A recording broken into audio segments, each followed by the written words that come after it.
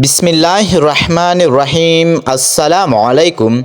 एक बादशाह अपनी मुल्क पर हुकूमत करता था। बादशाह के ख़ानदान में मलका और इसकी बेटी थी। मलका की खूबसूरती की चर्चे दूसरों मल्कों में भी होते थे। दूर दूर की मल्कों से शहज़ादे इस मलका की खूबसूरती को देखने के लिए आते थे और मलका की खूबसूरती का असर इसकी बेटी पर भी था। और बादशाह की बेटी भी मलका से खूबसूरती में कम ना थी। एक रात बादशाह ने ख्वाब में देखा कि मलका बादशाह की वज़ीर के साथ जिस्मानी ताल्लुकात कर रही है। बादशाह की दहशत से आँख खुल गई, क्योंकि बादशाह मलका से बेइंतहा प्यार करता था। बादशाह का चेहरा उतरा हुआ था और बादशाह इस दिन दरबार में भी नहीं आया था। बादशाह बड़ा परेशान हुआ कि मलका मेरी वज़ीर के साथ जिस्मानी ताल्लुकात कर रही थी। बादशाह ने अपने कमरे में अपने दूसरे वज़ीर को बुलाया और इससे कहा कि किसी तजर्बाकार मुफस्सिर को बुलाओ और मेरे कमरे में ले आओ। बादशाह की हुक्म की तामील हुई और एक मुफस्सिर को बादशाह की कमरे में लाया गया। बादशाह ने कमरे का दरवाज़ा बंद कर दिया और अब कमरे में सिर्फ बादशाह और मुफस्सिर मौजूद थे। बादशाह ने इस मुफस्सिर को अपना ख्वाब सुनाया, लेकिन बादशाह की डर से इसने ख्वाब की ताबीर नहीं बताई और इसी तरह बहुत सारे मुफस्सिर आए और नाकाम लौट कर गए। आखिरकार बादशाह बहुत परेशान हुआ, लेकिन इस बात का जिक्र मलका से नहीं किया गया।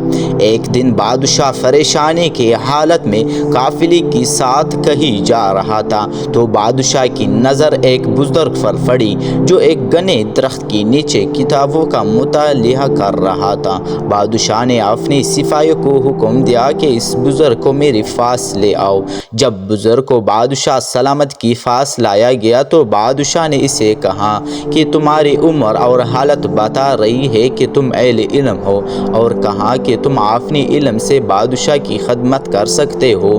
तो बुजुर्ग ने कहा, जी बिल्कुल।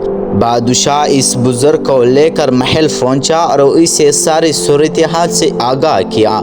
इस बुजुर्ग ने कोई देर सोचने के बाद बादशाह से अर्ज़ की कि बादशाह सलामत, आपका वो वज़ीर मलका के हुस्न पर आशिक हो गया है और वो मलका के साथ हमबिस्तरी करना चाहता है, लेकिन इसका जिक्र इसने अभी तक किसी से नहीं किया, लेकिन वो ये काम बहुत जल्द करना चाहता है।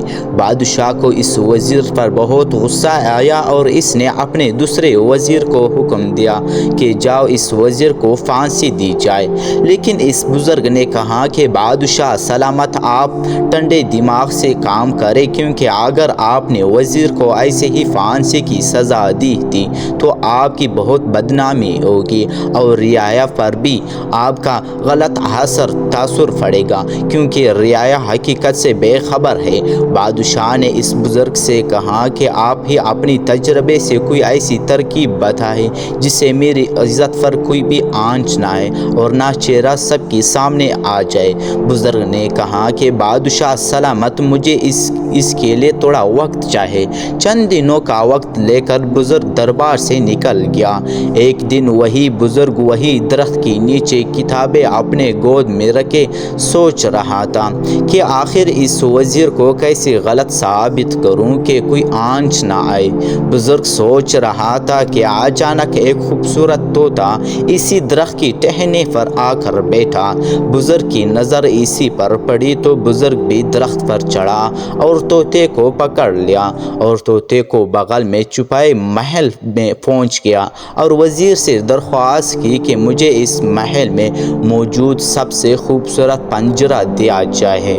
वज़ीर भी इस बुजुर्ग को जानता था, इसलिए इसने महल का सबसे अच्छा और खूबसूरत पंजरा इस बुजुर्ग के हवाले कर दिया।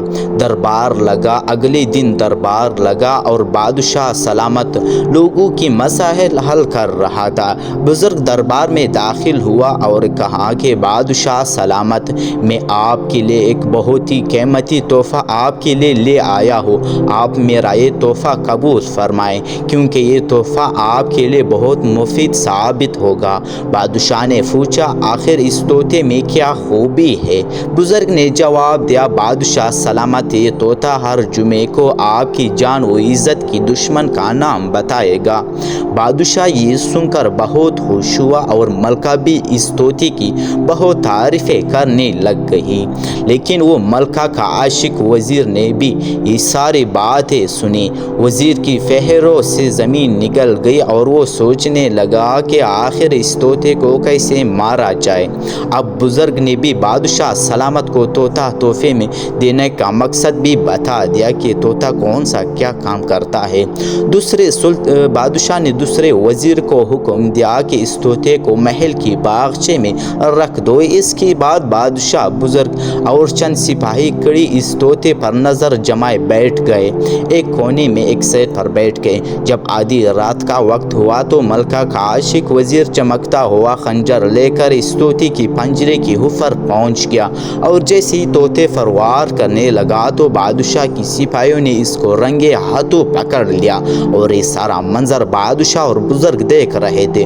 اور بزرگ نے بادشاہ کو بتایا کہ یہ وزیر ڈر گیا تھا کہ یہ طوطا جمعے کے دن اس کا نام نہ لے لے، کیونکہ یہ ملکہ کی عزت کا دشمن ہو گیا تھا۔ لیکن حقیقت میں یہ طوطا ایک عام طوطا ہے، میں نے یہ صرف ایک چال چلی تھی۔ بادشاہ اس بزرگ کی عقل مندی سے بہت خوش ہوا اور وزیر کو پکڑ کر زندان میں ڈال دیا، اور اس وزیر کی جگہ اس بزرگ کو اپنا نیا وزیر مقرر کر لیا۔ دوستو، اگر آپ لوگوں کو ویڈیو اچھی لگی تو میرے ویڈیو کو لائک کر کے چینل کو سبسکرائب کر لیجیے تاکہ اسی طرح ویڈیو کی نوٹیفیکیشن آپ لوگوں تک پہنچتی ہے۔